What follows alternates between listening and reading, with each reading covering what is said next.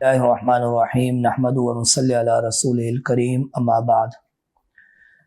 22ویں تراویح کا خلاصہ سورہ احقاف کی ابتدا ہے۔ اللہ تبارک و تعالیٰ نے ابتدائی طور پر قرآن کریم کی عظمت اور فضیلت کو بیان فرمایا، اپنی توحید اور الوہیت کو بیان فرمایا، اور جو معبودان باطلہ ہیں ان کے عجز کو بیان کیا گیا، اور پھر اللہ تعالیٰ نے اس قرآن کریم کی عظمت کے ساتھ نبی علیہ الصلاۃ والسلام کی عظمت کو بھی اجاگر فرمایا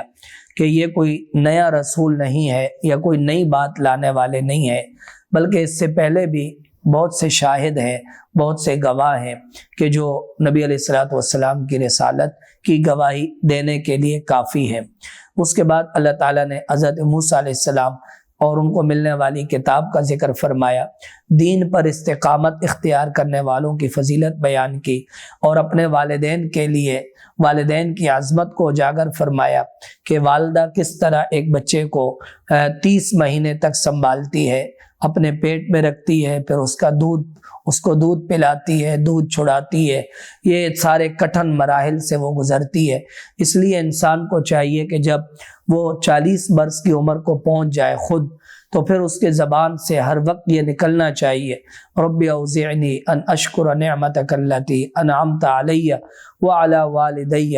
وان اعمل صالحا ترضاه واصلح لی فی ذریتی انی تبت الیک وانی من المسلمین۔ اللہ تعالیٰ نے یہ بات سکھلائی کہ والدین کے لیے بھی انسان اس طرح دعا کر کے اللہ کا شکر ادا کر سکتا ہے۔ پھر اس کے بعد آگے ان لوگوں کی مذمت بیان کی گئی کہ والدین ان کو قیامت آنے کا یقین دلاتے ہیں، اور وہ قیامت کو پچھلے کہانیاں قرار دے کر، پہلے لوگوں کی کہانیاں قرار دے کر قیامت کو جھٹلا دیتے ہیں۔ پھر اللہ تعالیٰ نے کفار کے بارے میں فرمایا کہ جب جہنم میں وہ داخل کیے جائیں گے تو ان کو کہا جائے گا کہ تم نے اپنے اچھے اعمال کا بدلہ دنیا میں حاصل کر لیا تھا، آج تمہارے پاس یہاں کچھ بھی نہیں ہے۔ اس کے بعد آگے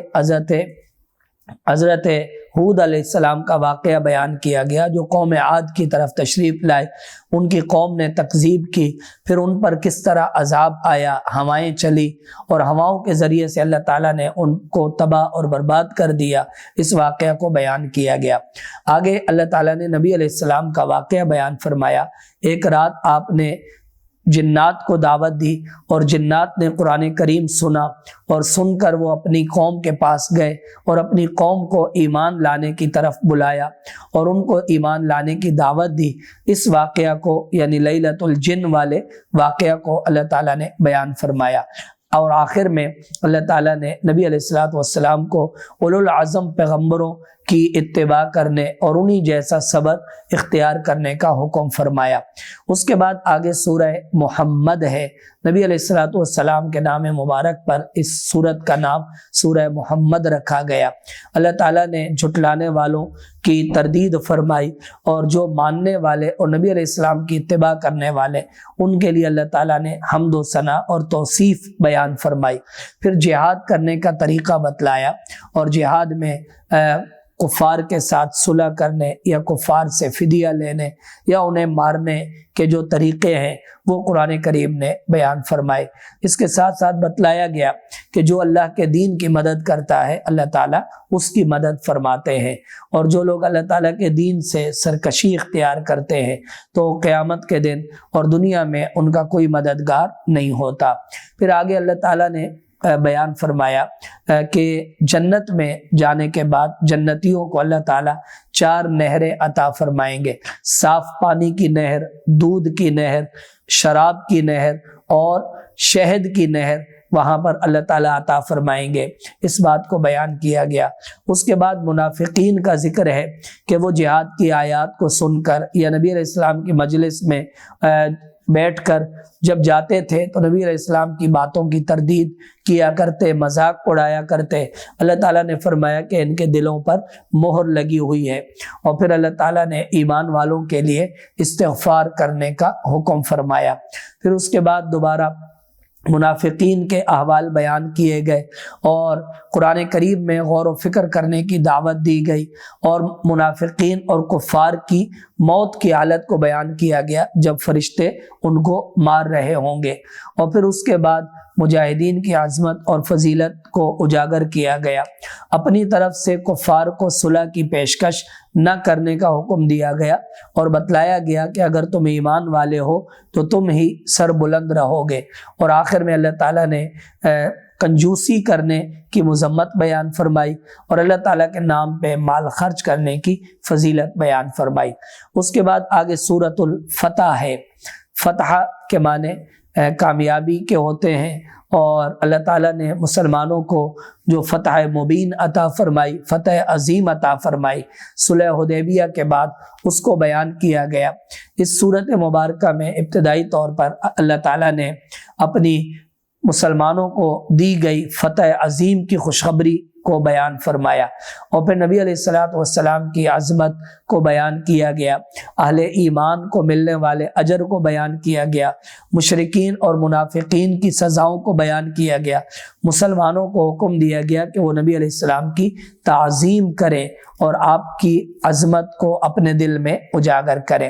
پھر اس کے بعد بتلایا گیا کہ جو اللہ تعالیٰ سے وعدہ کرے، وعدے کو پورا کرے، اسے اللہ تعالیٰ اجر عظیم عطا فرماتے ہیں۔ اور پھر وہ دیہاتی کہ جنہوں نے صلح حدیبیہ کے موقع پہ ساتھ جانے سے انکار کر دیا تھا اور مختلف قسم کے عذر بیان کرنے لگے اور پھر مال غنیمت کے وقت آگے بڑھنے لگے، تو ان کی مذمت بیان کی گئی اور انہیں بتلایا گیا کہ تم اب اس میں غزوہ خیبر میں تمہیں شرکت کرنے کی اجازت نہیں، اس کے مال غنیمت تمہیں نہیں مل سکیں گے۔ اللہ تعالیٰ نے اس بات کو بیان فرمایا، اور پھر جو کمزور لوگ ہیں، معذور ہیں، انہیں مستثنا قرار دیا کہ اگر وہ جہاد نہ کریں، معذور ہیں، آنکھوں سے معذور ہیں، پاؤں سے معذور ہیں، مریض ہیں، اگر وہ جہاد میں نہ جائیں تو ان پر کوئی حرج نہیں ہے۔ پھر اگلے رکوع میں اللہ تعالیٰ نے صلح حدیبیہ کے موقع پر جو مسلمان نبی علیہ السلام سے بیعت کر رہے تھے، حضرت عثمان رضی اللہ تعالیٰ عنہ کی شہادت کی جھوٹی خبر مشہور ہونے پر 1400 صحابہ کرام نے نبی علیہ السلام کے ہاتھ پر جہاد کی بیعت کی۔ اللہ تعالیٰ نے ان کے لیے اپنی رضامندی کا جو اعلان فرمایا، تو اس سورہ مبارکہ کے اس رکوع میں اسے بیان کیا گیا، اور پھر اس کے بعد اللہ تعالیٰ نے مسلمانوں کو ملنے والی مال غنیمت کو بیان فرمایا، اور پھر اس کے ساتھ ساتھ اللہ تعالیٰ نے حرم شریف کی عظمت کو اجاگر فرمایا اور یہ بتلایا کہ کفار اور مسلمان ایک دوسرے پر جو حملہ نہیں کر رہے تھے صلح حدیبیہ کے موقع پر، تو یہ سب اللہ رب العزت کی طرف سے ایک حکم تھا۔ اللہ تعالیٰ نے مسلمانوں پر سکینہ نازل فرمائی، اطمینان نازل فرمایا، اور وہ مسلمان اسی کے حقدار تھے۔ پھر اس کے بعد اس خواب کا ذکر کیا گیا جو نبی علیہ السلام نے دیکھا تھا کہ مسلمان بیت اللہ میں داخل ہو رہے ہیں، اپنے سروں کو مونڈ رہے ہیں۔ اسی کی بنا پر نبی علیہ السلام نے عمرے کا ارادہ فرمایا، اور پھر وہاں پر مشرکین مکہ نے آپ کو روک دیا، صلح حدیبیہ کی شکل میں ایک معاہدہ طے پایا، اور پھر اس کے بعد اللہ تعالیٰ نے سن 8 ہجری میں ہی مسلمانوں کو فتح مبین عطا فرمائی، مکہ فتح ہوا، غزوہ خیبر ہوا اور خیبر کا علاقہ فتح ہوا۔ یہ سب اللہ تعالیٰ کی قدرت کے مظاہر تھے۔ پھر آخر میں نبی علیہ السلام صحابہ کرام کی عظمت کو بیان کیا گیا، ان کی نشانیوں کو کہ وہ اللہ تعالیٰ کی حمد و ثنا کرتے ہیں، ان کی پیشانی پر سجدوں کے نشانات ہوتے ہیں، وہ آپس میں بھائی بھائی ہیں، کافروں کے لیے سخت ہوتے ہیں۔ اللہ تعالیٰ نے ان کی عظمت کو بیان فرمایا۔ آگے سورہ حجرات ہے۔ حجرات یہ حجرہ کی جمع ہے جس کے معنی کمروں کے ہیں۔ ایک جگہ پر حجرات، نبی علیہ السلام کے حجروں کا ذکر کیا گیا، اسی کی مناسبت سے اس کا نام حجرات ہے۔ ابتدائی طور پر اللہ تعالیٰ نے نبی علیہ الصلوۃ والسلام کی عظمت کو بیان فرمایا، مسلمانوں کو حضور کے پاس اپنی آواز نیچے رکھنے کا حکم دیا اور اونچی آواز ہونے کی صورت میں اعمال کے ضائع ہو جانے کا اعلان فرمایا، اور جو لوگ نبی علیہ السلام کو حجروں کے باہر آ کر پکارتے تھے ان لوگوں کی مذمت بیان کی گئی، اور پھر بتلایا گیا کہ جب کوئی شخص تمہارے پاس کوئی خبر لے کر آئے تو اس کی تحقیق کر لیا کرو، اور پھر بتلایا گیا کہ اگر اہل ایمان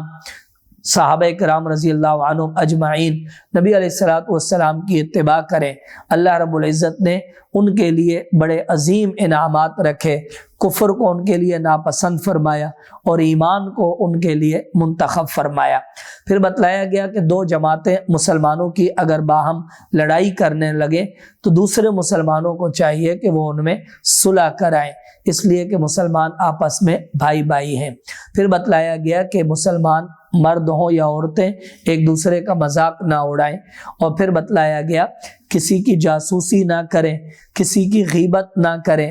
اور اس کے ساتھ ساتھ اپنے عصبیت اور قومیت کے برتری کو بیان نہ کریں، اس لیے کہ اللہ کے نزدیک سب سے زیادہ بلند اور اکرام والا وہ ہے جو تقوی اختیار کرنے والا ہو۔ ان لوگوں کی مذمت بیان کی گئی کہ جو دل میں ایمان نہیں رکھتے تھے، زبان سے صرف اسلام کا اعلان کرتے تھے۔ بتلایا گیا کہ اللہ تعالیٰ تمہارے اعمال کو ضائع نہیں کریں گے اگر تم دل سے مسلمان ہو جاؤ۔ پھر آخر میں مجاہدین کی عظمت، جہاد کرنے والوں کی فضیلت کو بیان فرمایا گیا، اور ان لوگوں کی مذمت بیان کی گئی جو اپنے اسلام لانے کو اسلام پر احسان سمجھتے ہیں۔ اللہ تعالیٰ نے فرمایا کہ یہ اللہ کا احسان ہے کہ اس نے تمہیں اسلام کی دولت عطا فرمائی۔ اس کے بعد آگے سورہ قاف ہے۔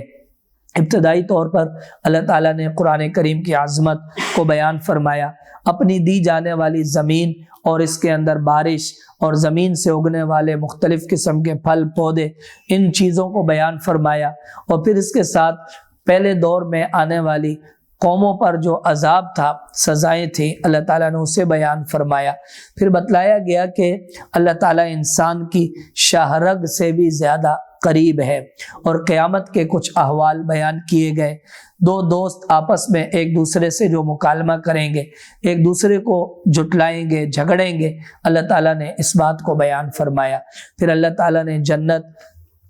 تقوی والوں کے لیے قرار دی، اور جنت میں ان کی جو نعمتیں ہیں ان کو بیان کیا، اور پھر آخر میں اللہ تعالیٰ نے اپنی عظیم نعمتیں بیان فرمائی، اور اس کے ساتھ ساتھ حمد و ثنا کرنے کا حکم فرمایا۔ اس کے بعد آگے سورہ ذاریات ہے۔ ابتدائی طور پر اللہ تعالیٰ نے کچھ قسمیں کھائیں مختلف چیزوں کی، اور قیامت کے واقع ہونے کو بیان فرمایا کہ قیامت ضرور برپا ہوگی، اور پھر اللہ تعالیٰ نے تقوی والوں کی شان بیان فرمائی کہ وہ دنیا میں کم سویا کرتے تھے، تہجد کی نماز پڑھا کرتے تھے، وہ بستروں سے جدا رہتے تھے، کل قیامت کے دن اللہ تعالیٰ انہیں جو انعام عطا فرمائیں گے اسے بیان کیا گیا۔ اسی طرح وہ غریبوں کے ساتھ معاملات اور غریبوں کے ساتھ معاونت کیا کرتے تھے، ان کی امداد کیا کرتے تھے، اپنے مال سے ان کی دستگیری کیا کرتے، اللہ تعالیٰ نے اس بات کو بیان فرمایا۔ اور پھر حضرت ابراہیم علیہ السلام کے پاس مہمان بن کر آنے والے فرشتوں کا واقعہ بیان کیا کہ فرشتوں نے کھانا کھانے سے انکار کر دیا، پھر بالآخر حضرت ابراہیم علیہ السلام کو بچے کی خوشخبری دی گئی۔ وآخر دعوانا الحمدللہ۔